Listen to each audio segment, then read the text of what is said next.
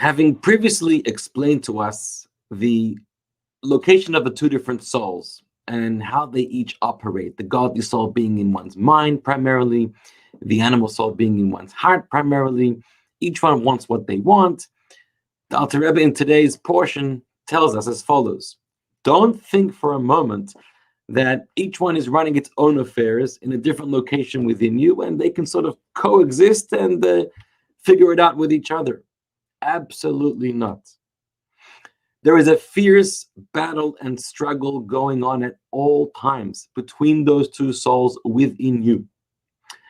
Your body is like the contested territory. Imagine you have two kings, two armies, two nations that are each fighting to take control over a piece of land, a territory, a country. Each one wants to control it, own it, influence it, bring in its own people, its own culture, its own values. And they're battling for that. Similarly, within you, there is always a battle between the two souls, the godly soul and the animal soul, each one trying to claim ownership and soul influence over all of your body, all of your organs, all of your faculties. So, that's an important thing to keep in mind because there's a very harsh concept being used over here, and that's the battle, the milchama, the war.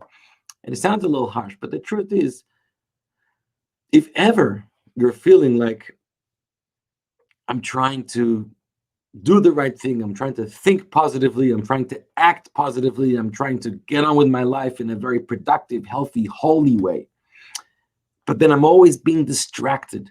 I'm always being pulled by a voice within, an impulse within that is telling me, it's okay, give it a break, take it easy, follow your own heart and your own pleasures for a little while. And so we feel like, what's wrong with me? And why is it so difficult? And the answer is, nothing's wrong with you. And truly it is difficult. It's by design. There is truly a battle going on with you, trying to capture your mind, your heart, and all of your bodily functions and organs. So what is the nature of this battle? And for the rest of today's class and chapter, the Alter Rebbe describes at great length the nature of the battle. What does each king want? What does each soul want from you? So, the godly soul wants that you and all of you should be completely overtaken by the godliness, the desires, and the agendas of the holy soul.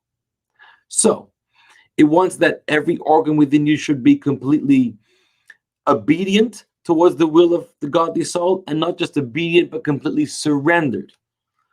There's a metaphor here about the horse and the chariot. So back in the day, when they rode horses and chariots, a horse has its own desires. And even though the rider wants to go somewhere, the horse may say, well, I'm hungry, or I'm tired, or I'm not interested, I want to rest. So the horse may not want to follow where the rider wants it to go. However, at the end of the day, the rider is much stronger. The rider can give a whip or not give the food to the horse. So the horse knows that it has to obey and listen to its rider, even if it's against its will. The horse is obedient. The chariot carried by the horse is not obedient. The chariot has none of its own desire, its own agenda. It doesn't have a mind. It's inanimate. The chariot intrinsically, naturally follows along with the will of the rider. If the rider wants to go here, the chariot will go there, completely surrendered to the will of the rider. That's a famous metaphor in Hasidic writings. So here too, the godly soul wants not just that your mind, your heart, your fingers, your hands, your organs should obey the will of the godly soul, meaning truly you want to be elsewhere at this point in time, however you're going to obey, but rather to become surrendered. Every part of you becomes naturally following, naturally in sync with the wills of the godly soul. So the godly soul wants to fill your mind, every facet of your intellectual abilities, the way you process things through chachma and bina, which are the faculties we learned about in earlier classes. You use the full extent of the power of your intellect, your thoughts, and how much you can understand in breadth, in depth, in length. You're pursuing the knowledge of truth and the knowledge of God, the knowledge, you try to as much to ponder the unfathomable, infinite God, the creator of the universe, how all of creation exists, what is the purpose of all existence. And from there, you use your final third faculty of intellect, which is called da'at, the connection point, where you actually internalize that which you know. It's not just a knowledge of yours, but it's a truth of yours that you own. And automatically, through the da'at connection, as we have learned, that spills over to influence your heart. And now that you have become totally filled with the knowledge, the wisdom, the pursuit for truth, for godly truth and holiness, your heart will follow suit. And your heart will become excited, enraptured with a kind of love for God. And there's two kinds of loves for God discussed in today's chapter. There's many kinds, but there's two in today's chapter. So one kind of love for God is the Ava Karish Be'esh, the fiery love, like a fiery flame, where a soul thirsts and yearns and longs after connecting with the true God, the infinite God, in all levels of your heart and persona. As we say in the Shema, B'chol levavcha, with all your heart, B'chol nafshecha, with all your soul, B'chol mo'odecha, with all your might. What are these three different expressions? And there's many different explanations, but one simple explanation is B'chol levavcha is all your heart. All of your heart, every single layer of your emotions should be directed towards a thirst, a yearning to connect with God and with truth and with your soul. B'chol nafshecha, all your souls, not just your heart should be throbbing, but that should influence all of your body, all of your organs to follow suit. They too want to behave in a way that's in accordance with how you love God. And b'chol mo'odecha, all your strength is, even if it comes to a point of sacrifice and a point of great inconvenience, you're still in, and you'll give up whatever it takes because it's true and it's real and it's something you truly long after.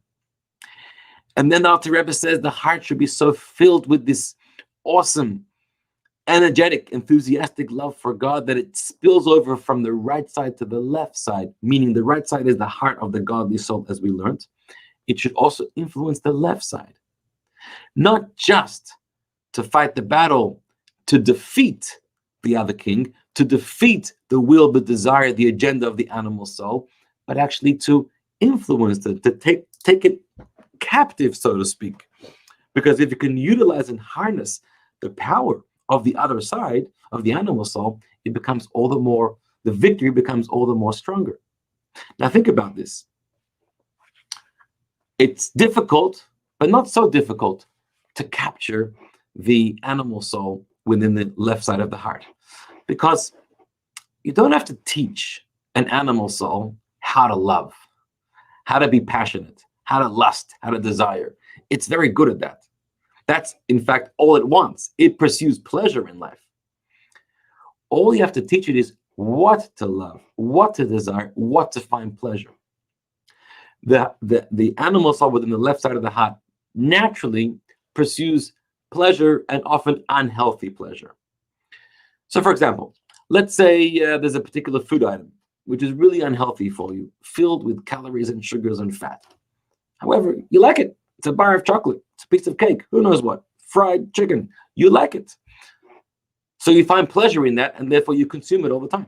That's unhealthy. Imagine, so how would you deal with that?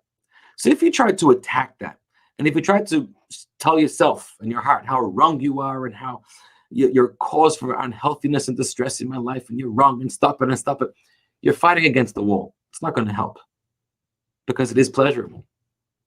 But if you could effectively, wisely communicate with your heart and say, I know it's really pleasurable to consume that. However, there is a greater pleasure. There's a pleasure in being healthy. There's a pleasure in having a healthier weight level. There's a pleasure in looking good and feeling good that way.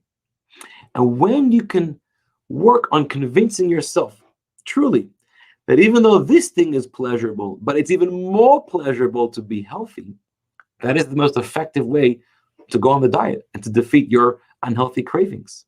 The godly soul needs to convince the animal soul not to eradicate and eliminate its pleasures. Don't fight that kind of battle.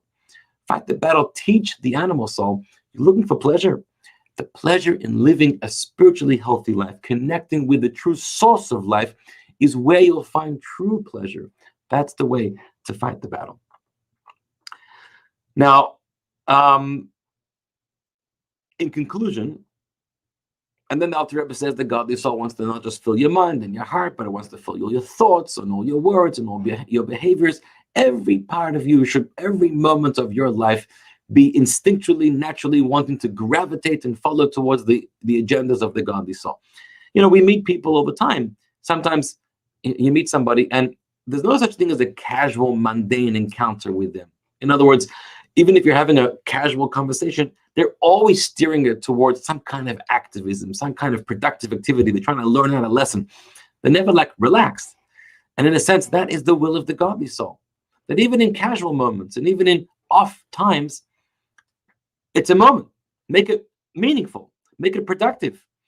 So whether it's constantly immersing in Torah study as much as you can, or constantly engage in the performance of a mitzvah as much as you can, or even if it's just casual, but make it meaningful, turn it into something productive that can advance the purpose of your life and the purpose of all creation. That's the will of the godly soul in trying to take over the territory of your body. And what is it that the animal soul wants? So here's something interesting. The Alter Rebbe spends an entire page describing, as we have studied now, what the godly soul wants from you in the battle. And then he spends 1 or 2 lines describing what the animal soul wants from you.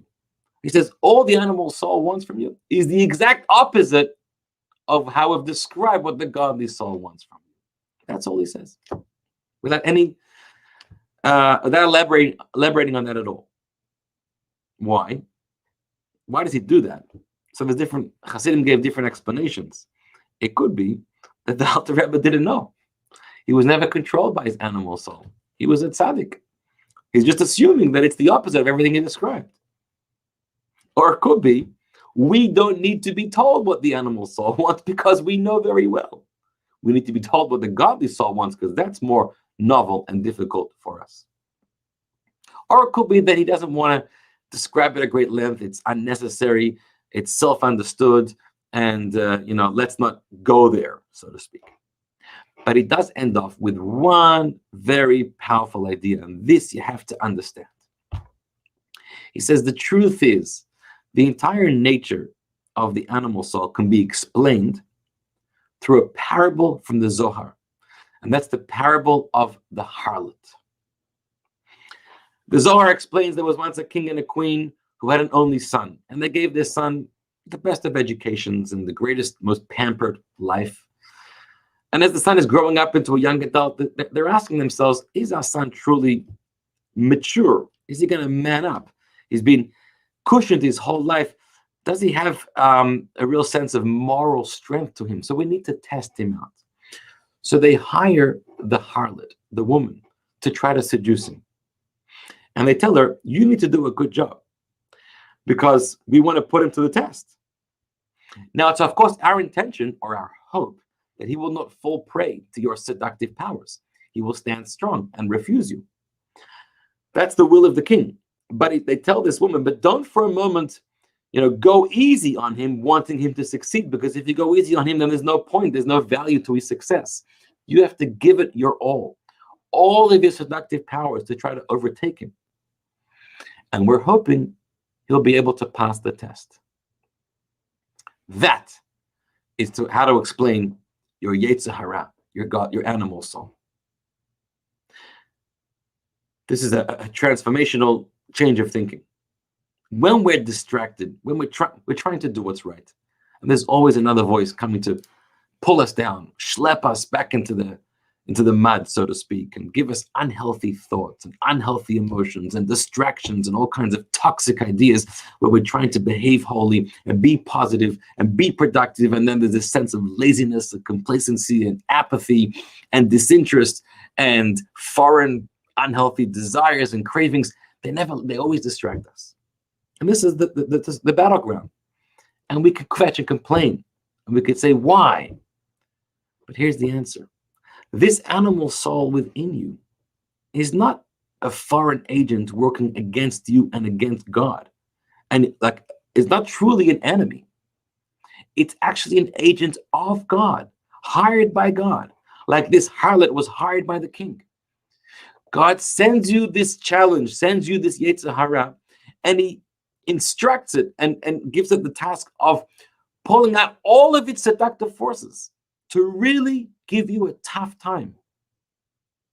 And the reason is for your good, is to test, is to challenge you, your moral character and strength, is to bring out the best within you. So when it's driving you crazy and it's not letting you go, don't be angry at it. Be thankful for it. It's not working against God. It's not something that was a mistake. It's working for God, ultimately for you, to truly challenge you, truly test you, and truly allow you to be victorious over it and to be able to develop your true moral character. Without that test, you'll never have been able to recognize and achieve your true strength and your true potential. And that's how to understand the nature of the animal soul, the Yetzer Hara, and all of those very difficult struggles in our life. God bless you. Have an amazing day. That's the conclusion of chapter 9.